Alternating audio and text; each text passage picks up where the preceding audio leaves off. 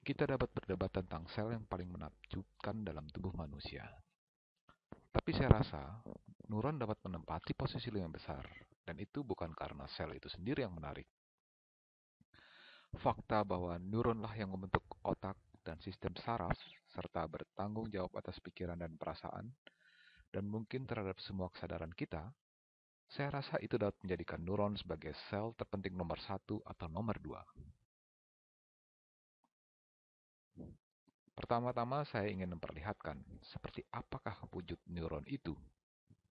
Dan tentu saja ini hanya sebuah contoh. Tentu tidak persis seperti ini. Kemudian kita akan sedikit membahas bagaimana neuron melakukan fungsinya yang utama, yakni komunikasi. Mentransmisikan sinyal ke sepanjang jalurnya, tergantung pada sinyal yang diterima. Jadi, kalau saya harus menggambarkan neuron, saya akan buat dengan warna yang menarik. Kira-kira neuron akan terlihat seperti ini.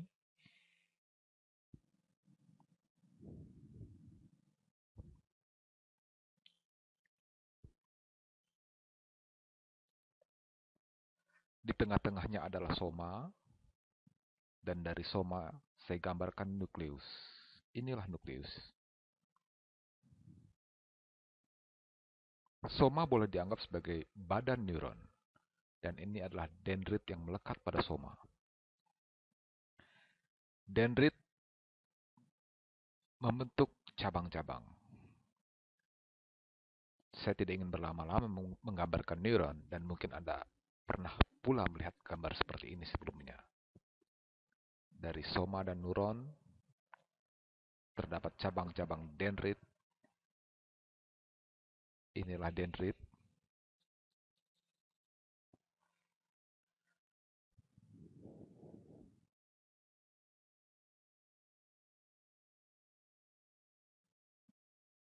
Dendrit.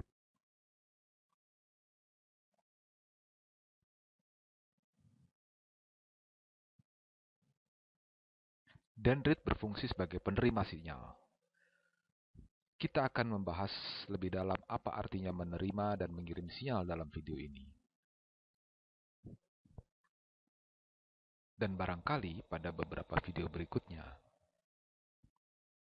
Jadi disinilah sinyal itu diterima. Inilah dendrit. Soma berada di sini. Soma berarti badan. Jadi inilah badan neuron. Dan inilah apa yang boleh dibilang sebagai ekor neuron yang disebut akson.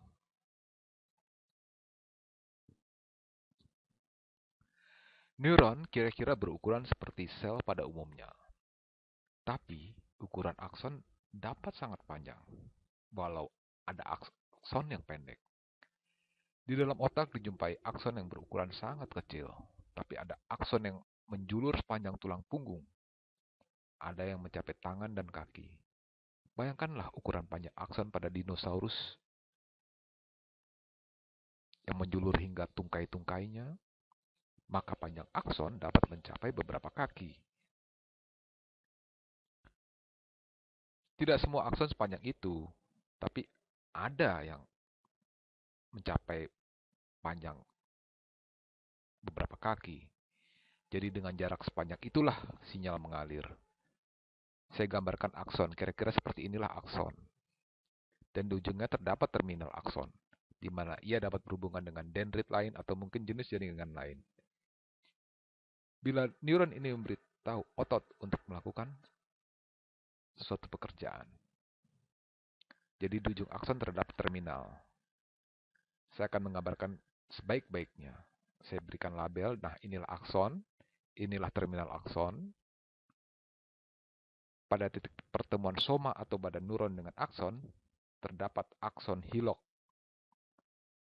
Akson hilok berbentuk seperti kerucut.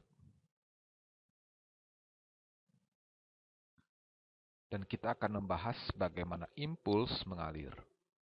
Dan bagian besar yang memungkinkan impuls mengalir efisien adalah sel-sel pelindung di sekitar akson.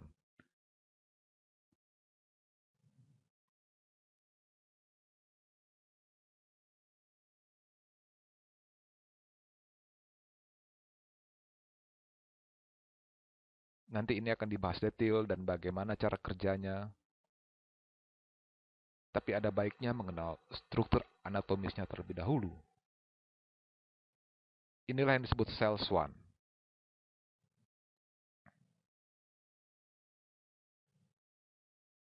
Cell swan. Cell swan membentuk pelindung myelin.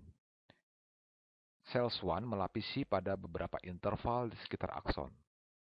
Ini disebut pelindung myelin. Jadi, sel-sel swan membentuk pelindung myelin.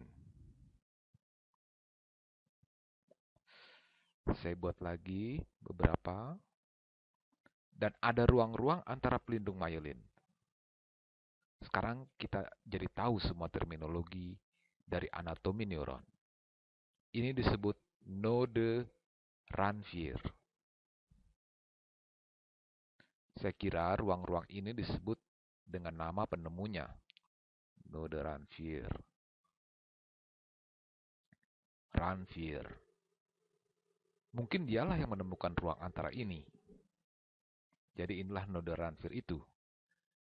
Seperti telah saya bahas sebelumnya, sinyal diterima di sini, nanti akan dibahas lebih dalam apa arti sinyal, dan lalu ada sinyal di sini. Sebenarnya sinyal dapat dijumlahkan.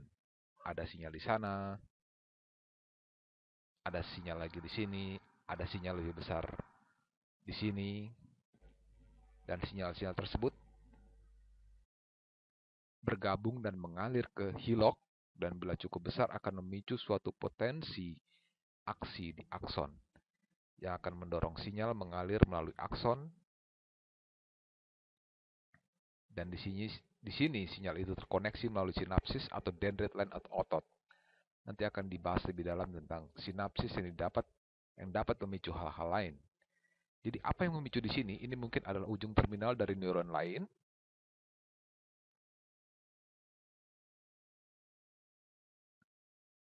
Akson, ini seperti di dalam otak, ini bisa berupa tipe neuron sensorik. Ini mungkin terdapat di ujung lidah, sehingga molekul garam dapat menjadi pemicunya, atau molekul gula, atau bisa pula merupakan sensorik lain, atau bisa pula sekumpulan sel-sel tertentu yang nanti akan dibahas lebih dalam tentang berbagai tipe neuron.